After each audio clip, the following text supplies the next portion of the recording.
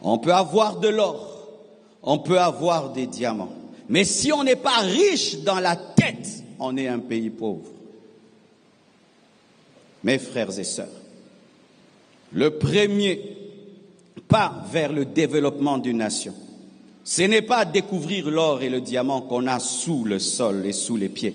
Le premier chemin qui conduit au développement, c'est renverser les mentalités négatives, c'est renverser les mentalités qui gangrènent et qui empêchent le développement. C'est le premier pas. Ce n'est pas découvrir le coltan, découvrir l'or et le diamant, mais c'est enlever, défricher nos têtes des antivaleurs. Qui sont capables de vaincre les antivaleurs dans une nation? Parce que tout le monde connaît la maladie de notre pays. Mentalité. Tout le monde le dit. Tout le monde. Il y a même des chansons. Il y a des poèmes. Il y a des discours.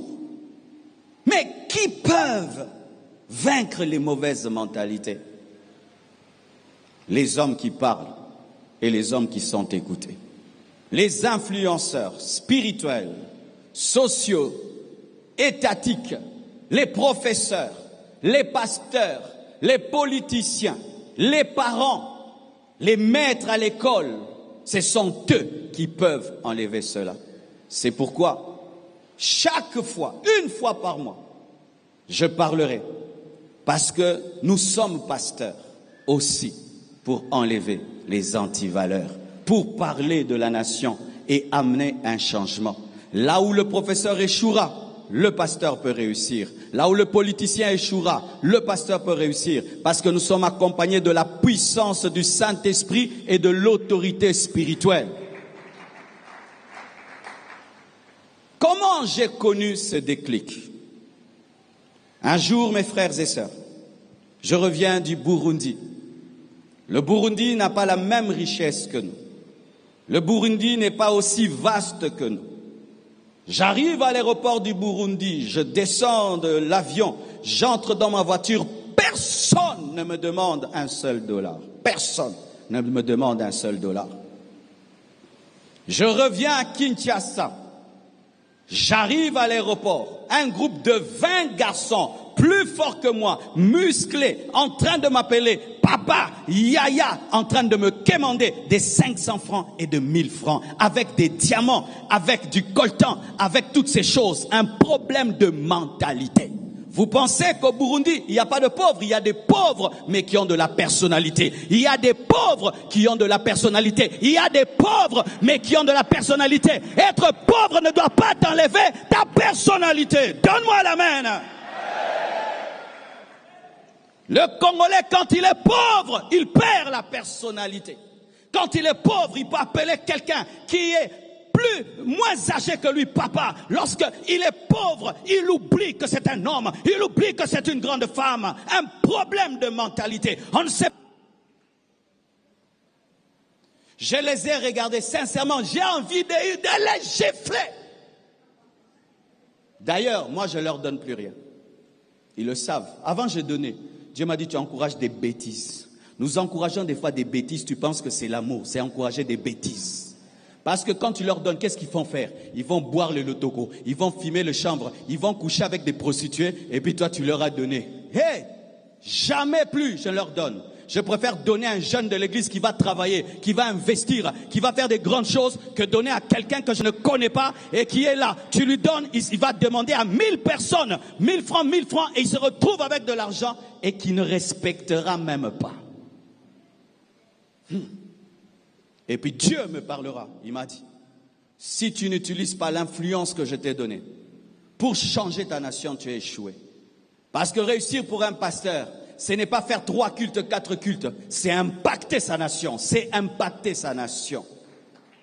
Et je vous dis une fois par mois, je vous parlerai. Et si tu es équilibré, tu reviendras. Si tu es déséquilibré, tu sauteras le culte d'équilibre. Mais sache que même si tu fuis les problèmes de ta nation te suit partout. Vous êtes venus ici, non? Tous ceux qui sont venus à pied, vous avez sauté de la boue.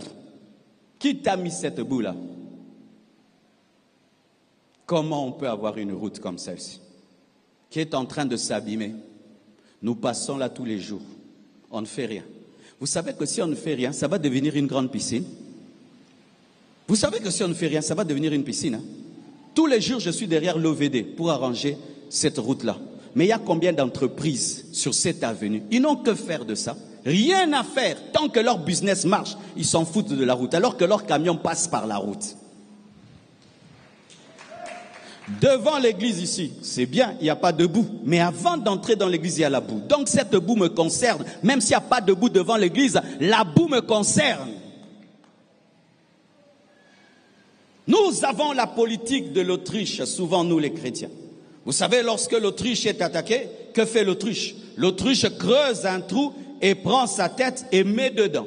Parce que l'autruche pense que si je ne vois pas mes ennemis ne me voient pas. Si je ne m'occupe pas de la nation n'a pas d'impact sur moi. Non, quand tu mets ta tête dans un trou, sache que ton ennemi voit ton corps et il va te manger. Ce n'est pas parce que tu ignores le Congo que le Congo ne s'occupe pas de toi. Il s'est occupé de ton déjeuner. Tu as déjeuné quoi ce matin? Tu as pris du thé et tu as pris un pain blanc. Point barre. Tout pour être diabétique un jour. Tu es venu en voiture, tu es venu à pied. Ailleurs, mon frère, on a un crédit d'une voiture de 10 ans. De 10 ans, tu payes petit à petit ta voiture. 30 ans même, tu payes ta maison. Qui s'occupe de toi? C'est ta nation. Même si tu ne t'occupes pas de ta nation s'occupe de ton déjeuner. Elle s'occupe de là où tu habites, s'occupe de tes voyages, s'occupe d'où tu vas finir ta vie et comment tu vas finir ta vie. Ta nation va s'occuper de comment tu vas rentrer à la maison après ce culte. Et de ce que tu vas trouver devant toi pour manger après le culte. Alors frère, ne pas s'en occuper est une grave erreur. Très grave erreur.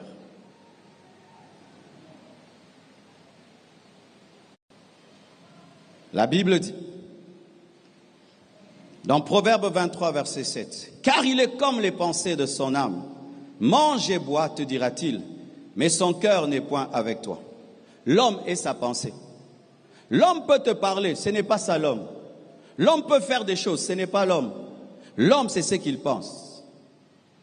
Ça veut dire qu'une nation est faite des pensées de sa population.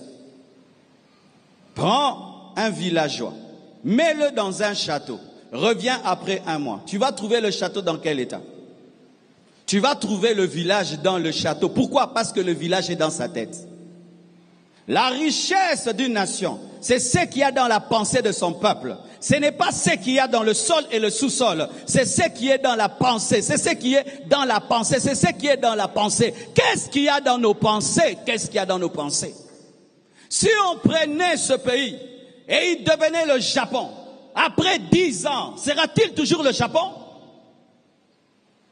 On nous donne des stades, nous les cassons. On nous donne des bus, nous les détruisons. On nous met même des arrêts, on les détruit. On nous met des séparateurs, nous les cassons. On nous met des ponts, nous les détruisons. Nous amenons toujours le village dans le château. Pourquoi? Le village est dans notre tête. Alors le problème, c'est de construire des châteaux dans les têtes avant de construire des châteaux en dehors des têtes. Et donc la richesse d'un pays, c'est ce qu'il y a comme bagage dans les têtes. Et je prie que Dieu enrichisse les cerveaux et les pensées du peuple congolais, que nous soyons remplis d'excellence au niveau de la tête. Qu'est-ce que Dubaï a? Tout le monde va aller à Dubaï. Ils ont quoi? Un désert. Un désert, mes frères. Un désert. Tout le monde va aller au désert en vacances. Tout le monde veut aller dans le désert. Pourquoi? Parce que les hommes qui ont habité ce désert avaient un paradis dans la tête. Nous avons un paradis, mais dans la tête, nous avons un désert. Et nous sommes en train de détruire le paradis en désert. Ton projet, regarde ton projet. Quitter le Congo. Projet, quitter le Congo. Projet, quitter le Congo. Les Chinois pensent ainsi? Non. Les Américains pensent ainsi? Non. Le Japonais pense ainsi? Non. Mais la moitié des Congolais, projet, quitter le pays. Pour le laisser à qui? Pour le laisser à qui? Pour le laisser aux Chinois, aux Indiens, aux Libanais, pour le laisser aux étrangers. Et vous reviendrez ils auront tout contrôlé.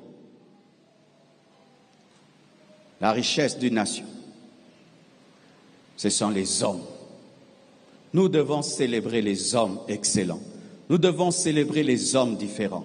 Nous devons célébrer les hommes qui nous influencent. C'est ça la vraie richesse qui peut changer le coltan en route, qui peut changer le coltan en école, qui peut changer le coltan en hôpitaux, qui peut changer le coltan en entreprise, qui peut changer. Ce sont les hommes qui changent cela. Frères et sœurs, je vous ai déjà partagé cela. Et des fois même, vous dites, pourquoi il est tout le temps le pays, le pays? Je crois dans la vie qu'il n'y a pas de hasard. Vous savez, lorsque l'AFDEL a pris le pouvoir, un monsieur est passé à la télévision. Et quand on l'a vu, on a crié. C'était notre voisin du quartier quand j'habitais Lemba. On a dit, oh, mais c'est papa ceci. C'était un professeur d'université. C'est lui qui avait parlé au nom de l'AFDEL, disant, nous avons pris le pouvoir. C'est fini avec Mobutu, ceci, cela. Eh bien, on était étonnés seulement que ce soit notre voisin. Il avait disparu, était allé au maquis. Quand il est revenu, il était pendant un temps leur porte-parole, pendant un temps seulement. La nuit, mes frères, une voiture rouge klaxonne devant chez nous. On voit qui? Le monsieur qui avait parlé à la télévision. Il a salué mon père, il a dit, je ne peux pas dormir dans un hôtel, je vais dormir chez toi. Et en ce temps-là, j'avais la plus belle chambre de la famille. Alléluia. Ma mère est là, elle peut vous témoigner que j'ai toujours été ordonné, n'est-ce pas, maman? Mina danganya, mina sema kweli. Je parle swahili, hein? Alors, on lui donne ma chambre. Et Dieu me dit, laisse-lui ta Bible, il va la lire. Et je suis allé dormir dans le salon. Quand je dors, je vois une vision. Je vois un lion qui tombe. Du lion sort un chimpanzé. Le chimpanzé tombe. Du chimpanzé sort un serpent. Et le serpent commence à ramper et il va mordre le monsieur qui était dans la chambre. Et Dieu me donne directement l'interprétation. Il me dit, le lion c'est Mobutu, il est parti. Les chimpanzés, ce sont ces mouvanciers qui sont partis, ces ministres. Mais le serpent, la mentalité, le mobutisme, l'esprit qui était en eux n'est pas parti. Cette mentalité, cet esprit est là et il va mordre ceux qui viennent de prendre le pouvoir et ils vont vous ramener à zéro. Vous aurez des nouveaux lions et vous aurez des nouveaux chimpanzés. Vous allez revenir à la case de départ parce que la victoire, ce n'est pas vaincre le lion, ce n'est pas vaincre le chimpanzé, c'est vaincre le serpent. C'est la mentalité, ce sont les esprits impurs qui opèrent, ce sont eux qui font vaincre. On peut changer 1000 présidents. Si nous avons la même mentalité, nous aurons les mêmes problèmes. On peut changer de nom. Ce n'est plus la RDC, ce n'est plus le Zaïre. Maintenant c'est ceci, c'est cela. Ce n'est pas ce qui va changer la nation. C'est nous qui devons changer. C'est nous qui devons changer notre manière de penser, notre manière de réfléchir, nos priorités. C'est nous qui devons changer. C'est nous. Nous devons couper la tête du serpent, sortir des mauvaises mentalités.